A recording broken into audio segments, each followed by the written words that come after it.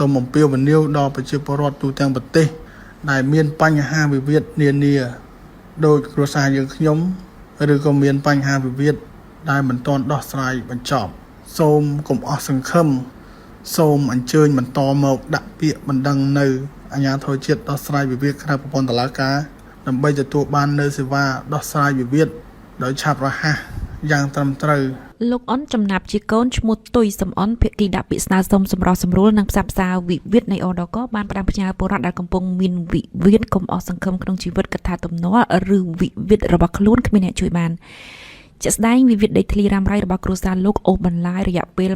27ឆ្នាំមកហើយនោះត្រូវបានសម្រោះសម្រួលផ្សះផ្សាបញ្ចប់ដោយជោគជ័យនៅអាជ្ញាធរជាតិដោះស្រាយវិវាទក្រៅប្រព័ន្ធតុលាការហៅកាត់ថាអដកនៅថ្ងៃទី28ខែវិច្ឆិកាថ្មីៗនេះលទ្ធផលសាជាដែលកើតចេញពីការសម្រោះសម្រួលនោះដឹកនាំដោយមន្ត្រីសម្រោះសម្រួលដោះស្រាយវិវាទនៃអដករួមមានលោកស្រីពេជ្រចរិយាលោកហួរសុវឌ្ឍនានិងលោកសៅព្រឿងក្នុងនាមខ្ញុំបាទជាកូនដើមបណ្ដឹងឈ្មោះទុយសំអនដែលមានទំនាស់វិវាទដីធ្លីដ៏រ៉ាំរ៉ៃរយៈពេល20ឆ្នាំប្លាយហើយម្នេះជាមួយបុគ្គលឈ្មោះនំសឿនស្ថិតនៅក្នុងភូមិជ័យឃុំភ័យសឡិតស្រុកពារាំងខេត្តព្រៃវែងខ្ញុំបាទតំណាងឲ្យដើមបណ្ដឹងពិតជាក្តុកក្តួលរំភើបសប្បាយរីករាយយ៉ាងក្រៃលែងនិងមិននឹកស្មានថា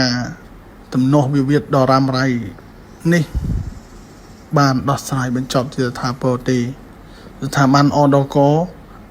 និងមន្ត្រីសម្របសម្រួលរបស់អដកសុទ្ធតែជាមន្ត្រីដែលមានសមត្ថភាពហើយបានបំបែកសំណុំរឿងវិវាទជាច្រើន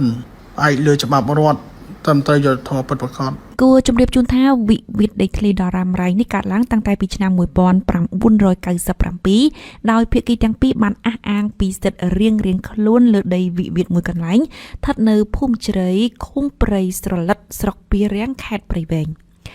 តាមអដកវិវាទដីធ្លីនេះធ្លាប់ត្រូវបានគូភាគីព្យាយាមរកដំណោះស្រាយនៅថ្នាក់ឃុំថ្នាក់ភូមិថ្នាក់ស្រុកនិងបានដាក់ពាក្យអន្តរាគមន៍ទៅស្ថាប័នមានសមត្ថកិច្ចដែរក៏ប៉ុន្តែវិវាទនៅតែមិនអាចបញ្ចប់ជាមួយគ្នាបានក្រោយមកនៅថ្ងៃទី13ខែសីហាឆ្នាំ2024ករណីខាងលើនេះត្រូវបានលោកអនចំណាប់ដាក់ពាក្យបណ្ដឹងមកអដកដើម្បីស្នើសុំសម្រោះសម្រួលផ្សះផ្សាបញ្ចប់វិវាទ